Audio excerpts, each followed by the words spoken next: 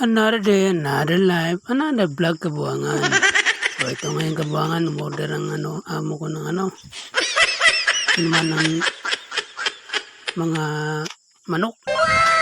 I-symbol natin to para hindi na tayo mahirapan bibigay ng tubig araw-araw.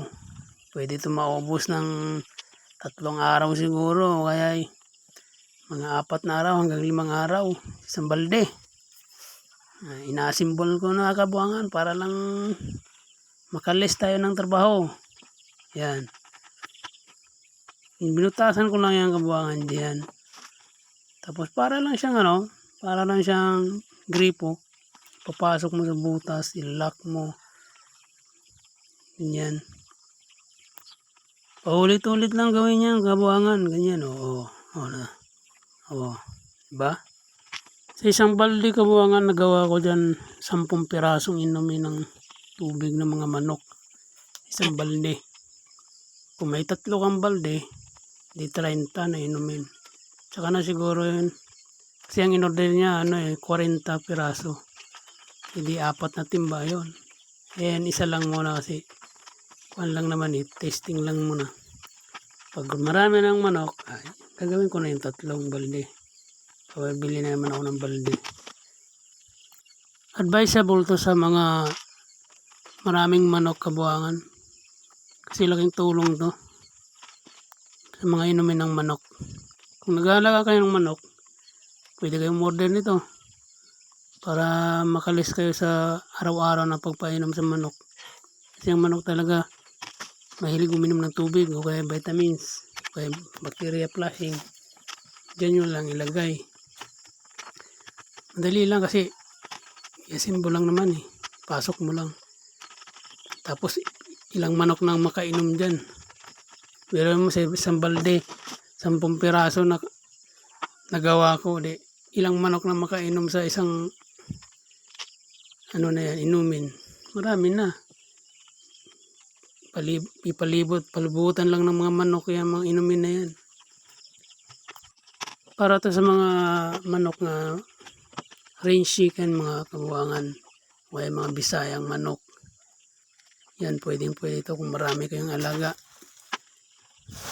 Pwede nyo itong gawin. Advisable talaga to.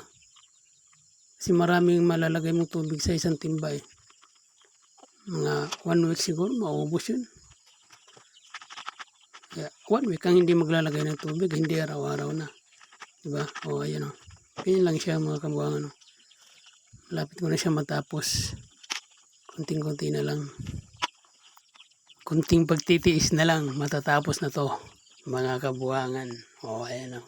Malapit na yan. Hintayin nyo lang, matapos din yan. Kailan na ako dyan? Naka-6 na ata ako dyan. Kasi binubutasan ko pa kasi. Kaya medyo matagal din. Pero sulit naman din pag natapos to. Ayan kabuangan o. Ganyan yung inumin sa manok. Meron siyang lock. Yan yung lock niya, kulay itim. Tapos may rubber siya. Kung paano yun? Para hindi makalusot ang tubig ba? Hindi tumagas. Kasi yung niyan, may spring yan kabuangan, yung maliit na spring. Para tumulo ang tubig doon sa inuman ng manok. Sa pag-aalaga ng manok mga kabuangan, tiyagaan lang taga. Tsaka mag-isip ka ng paraan paano mapadala yung trabaho mo ba? Makalis ng oras sa'yo. Ganyan lang. Ayan na nga kabuangan, natapos ko na. Yan, 10 inumin ng manok. Yan ganyan lang siya. Ganyan lang siya simple. Ganyan. Ito na nga kabuangan ang itsura niya. Sa finished product natin mga kabuangan, inuman ng manok. Yan ganyan lang siya. Diba? Maganda siya tingnan. Ito na nga, minilagyan ko na ng tubig mga kabuangan. Meron pang manok isang lumapit. Nagtataka siguro.